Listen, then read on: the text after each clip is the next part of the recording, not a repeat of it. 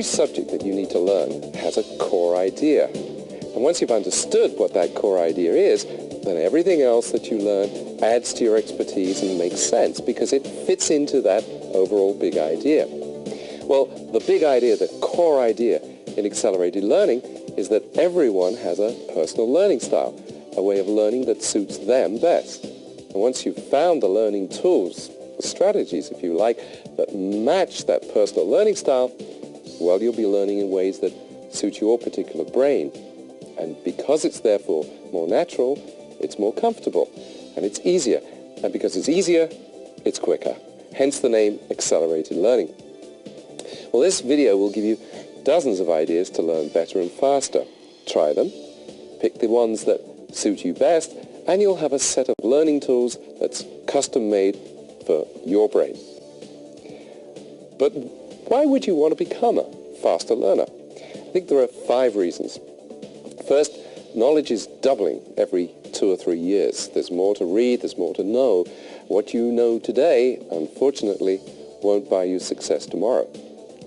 Secondly, the average person now leaving college can expect 5 careers in a lifetime. That's not jobs, that's careers. Thirdly, nobody today can guarantee their employment. But what you can do is you can guarantee your employability, which comes from constantly expanding your skills and simply learning faster than your competitors. Fourthly, we're in the era of mind power, not manpower.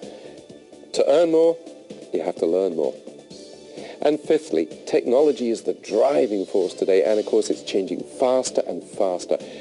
It's all summed up in one word: change. The constant upgrading of your skills, lifelong learning, is the minimum threshold to stay competitive today. And in such a fast-changing world, learning how to learn surely has to be the core skill, because what you learn can, in fact, will become out of date. How to learn, well, that's a skill for life. And that's incidentally why I really hope that you'll share the techniques on this video with your children. Let me spend a few moments talking about your brain, because that's, of course, what you learn with. 90% of what we now know about the human brain has been discovered in the last 20 years, and accelerated learning is based upon those important new discoveries. Accelerated learning, as you'll see, consciously starts with the big picture because that suits the faster, global, learning right side of the brain. But then it presents information logically to suit the more linear left side of the brain. Here's one of the most fascinating of the new discoveries. There's a middle part of the brain which is a key to your learning. This middle brain controls your emotions, your immune system, a lot of the long-term memory, and it acts rather like a filter. Now, information coming into your brain from your senses passes through this middle brain. But if you're under stress, well, that information may not get released properly to the top thinking brain. The final information you need on your brain is that the idea of a single fixed form of intelligence, which you can measure as an IQ, has, I'm pleased to say, been discredited. In its place, Dr. Howard Gardner, who's professor of education at Harvard University, has shown that we have at least seven different forms of intelligence, and maybe an 8th. Each of those intelligences represents a resource for learning. You have a linguistic intelligence, the ability to absorb and use the written and spoken word. A mathematical logical intelligence, the ability to handle numbers and sequences and logically presented data. There's a visual spatial intelligence. You use this in navigation, in drawing, sculpture, diagrams. There's a physical intelligence, the ability to use your body well. Interpersonal, the ability to communicate well, to read other people's moods and body language sensitively. There's an intrapersonal intelligence. That's an inner-directed intelligence, the ability to be reflective, to make plans, to draw conclusions. And finally, a musical intelligence, the ability to use rhythm and rhyme well. Now, the result of all our research on learning and the brain has led us to see that effective learning follows 6 stages. Let me go over them briefly. Stage 1, your state of mind. You need to be relaxed, motivated and focused. In other words, to mobilize that middle brain. Stage 2, whatever you're learning, it involves fresh information coming into your brain from the outside. So learning involves seeing and hearing and doing. And the more sharply your senses are focused on the subject, the better you will learn. Stage 3, you've now taken in the information. Well, now you need to actively explore the subject to make it your own. And that's when you'll use as many of your intelligences as possible. Stage 4, having understood the subject, you still need to commit it to memory in such a way that a simple trigger will cause the rest of the information to come flooding back. Stage 5, you now need to know, if you do know, to test yourself. In other words, do I really know this? And finally, stage 6, you need to reflect upon the whole process. In other words, to think back on which techniques really worked well for you and which ones might need to be modified.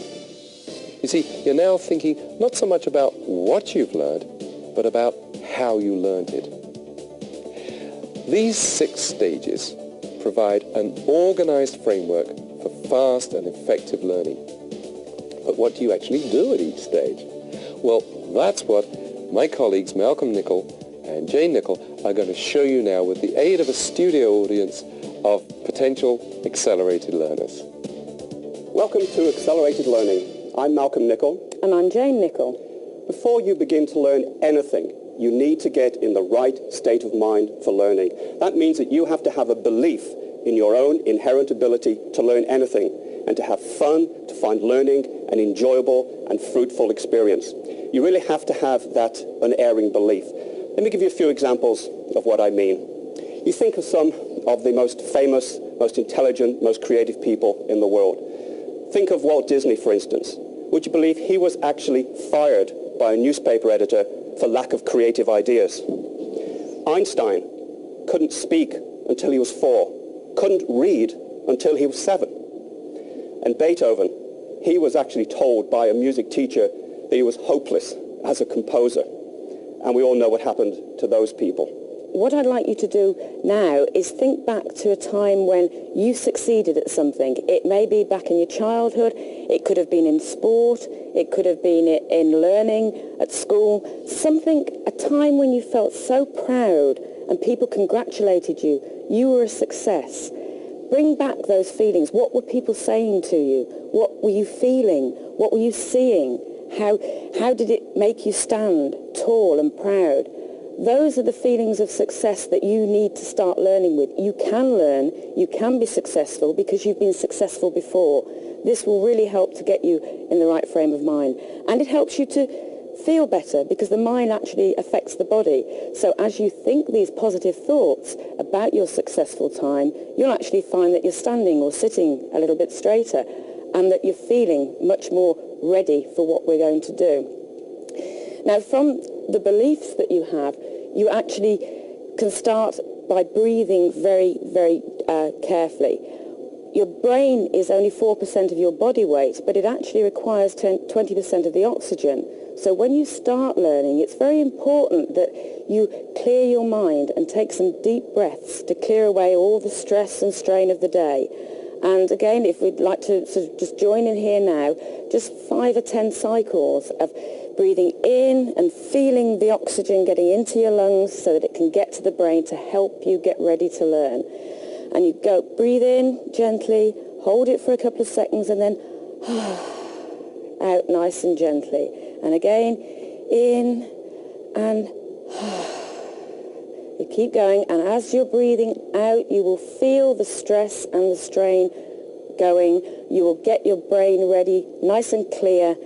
And we should always employ this tactic before you start learning. It makes a break from what's been going on in the day, from all those things that buzz around in our heads. We're going to start learning now, so relaxed. This creates a very relaxed, focused frame of mind, which is the type of frame of mind you need to get on with learning and to do it in a very positive way. Why are you learning anything?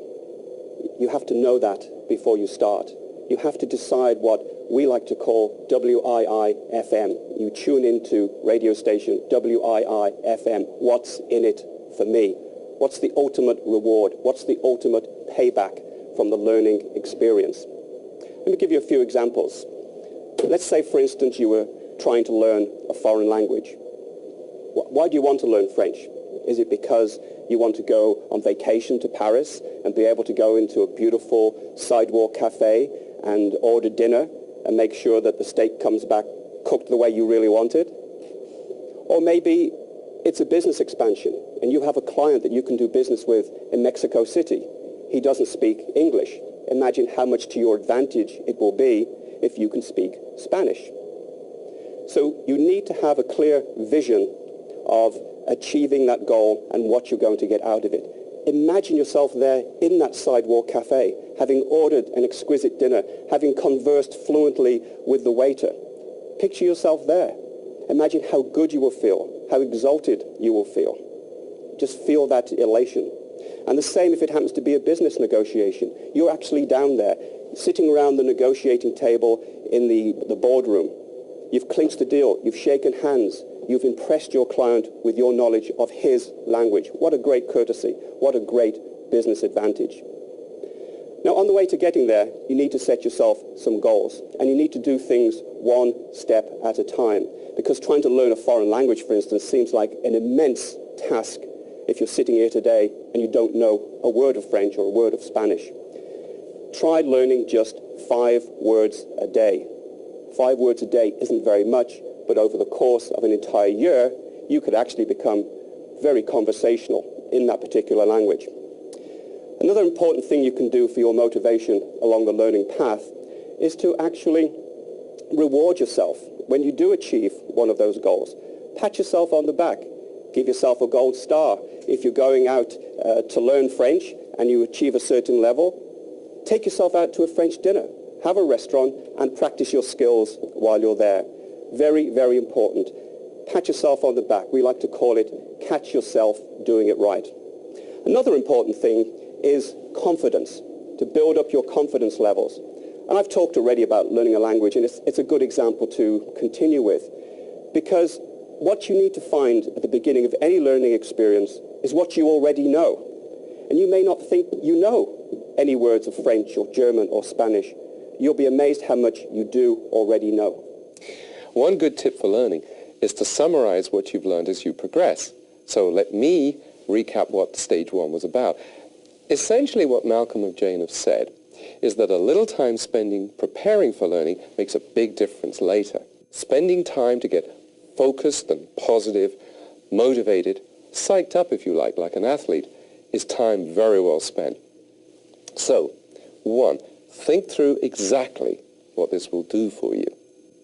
2, set a timetable and stick to it. 3, break the subject down into small chunks and celebrate each little victory. And 4, visualize really vividly what success will look like and feel like. You see, motivation isn't about grim determination. It's about making sure that you've programmed your subconscious mind to really want what you've set out to do. Okay, now let's look at stage 2, getting the facts to suit yourself. So without any more ado, what we want to do right now is get you all speaking Japanese, counting for us very simply in 1 to 10 in Japanese. We'd like you to stand up just for a moment. What we've done here is, you saw the Japanese characters before and you probably thought, how on earth are we going to count to 1 to 10 in Japanese? We've accelerated the process here. So we'll do them in pairs and build up as we go through, and if I'll take the lead, and if you'd like to follow, we start with 1 and 2, which are ichi, ni. So we scratch our knee. So it's ichi, ni. That's it. Come on, join in and say it, please. Ichi, ni. 3 and 4 are sun. We point to the sun. And she, we point to a lady. So we go from the top. Ichi, ni, sun, she. And again, ichi, ni, sun, she. 5 and 6 are go and rock. So for go, we just pretend to take a couple of paces forward, and for rock and roll, we can rock and roll. So we go from the top. Itchy, knee, sun, she, go, rock. Right, and again. Itchy, knee, sun, she, go, rock. 7 and 8. Now, 7 is shishi, so we do a double sneeze. So it's shishi, okay? Shishi. And 8 is hatshi, so we put on a hat and sneeze. So it's hatshi. Right, try those two. Shishi, hatshi. Okay, and again, shishi, hatshi. Remember the actions, it all helps to build the memory. So we start at the top with itchy, knee, sun, she, go, rock, shishi, hatshi. And again, itchy, knee, sun, she, go, rock, shishi, and hatshi. Great. And the last pair are 9 and 10, which is coo, like a dove, and ju, we put on the yarmulke, right? So it's coo and ju, okay? From the top. Itchy, knee, sun, she, go, rock, shishi, hatshi, coo, and ju. We will be coming back to this later on, and we'll see just how much you've remembered. Thank you very much. You sit down. That was really excellent. Thank you very much. A very good participatory audience. It's got you all warmed up as well. But this is true multi-sensory learning. And when we first said to you, we're going to teach you how to count to 10 in Japanese, I could see expressions on your faces. You couldn't believe it. Perhaps now you can believe it. Jane? One of the techniques that we use in accelerated learning for helping you to make sure that things are in your style is to actually get a big picture overview. When you're starting a subject, look at the whole thing, see where you're leading to, so that you can see how the parts build up and fit in. The next technique that we like to use is to actually break that big picture down into small steps, because again, just like goals in life, if you've got small steps along the way, you can reward yourself as you achieve them, you can calculate how you're progressing, you know you're moving towards your final destination. Now, there are many, many ways of learning, of getting input. It can be an audio tape program, it can be videos, television programs, lectures, books. No matter what input you use, to make sure that you're listening or watching very carefully, you should always be trying to ask questions of the person who wrote the program, who wrote the book, who's presenting. Because if you're always listening to ask the questions, to try and trip them up if you like, then you're listening well and you're making sure that you're concentrating, looking for the things that you need clarification on. And we recommend that you use the A, E, I, O, U that's on the board there, which are the vowels in the alphabet, to remember the type of questions you need to be asking. They are assumptions. You know, what assumptions are being made here? What evidence is there for the answers? What illustrates this point? Or what illustrations can I think of in my own work? What opinions or conclusions can I draw from what's being said? And basically, what's unique about this? What haven't I heard before? What can I do with this? So always be forming questions, asking the author, the writer, the presenter in your mind. You know, get your answers. You'll be very much listening well if you do that. As Jane mentioned, as adults, there are 3 key ways that we take in information: visual, auditory, and physical.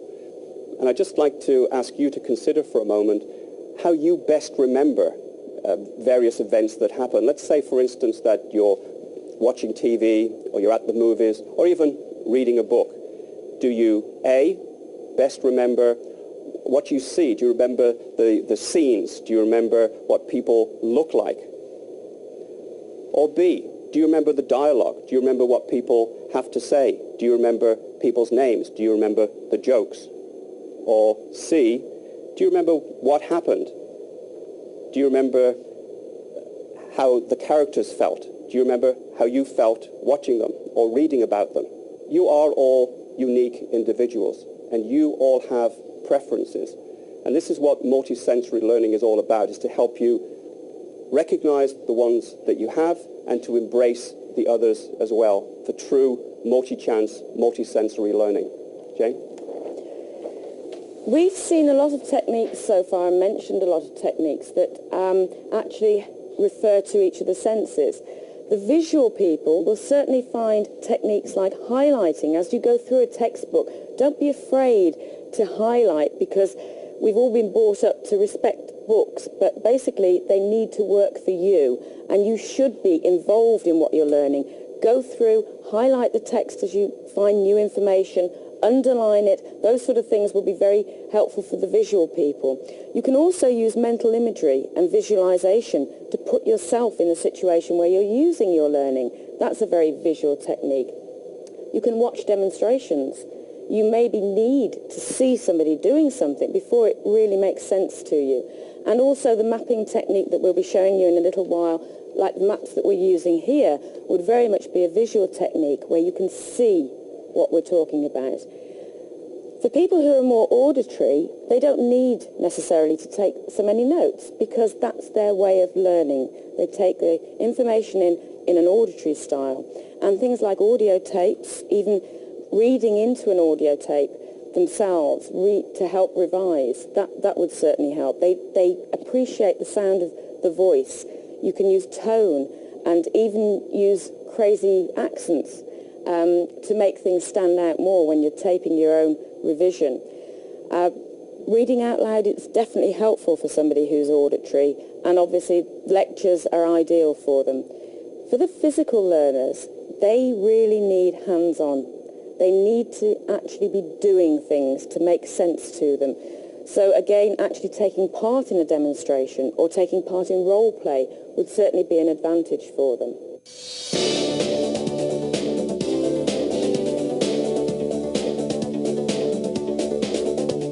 What we're going to do now is actually show you how to read through a textbook in a very powerful way, so that you can absorb information and comprehend information even while taking it in at a pretty fast rate.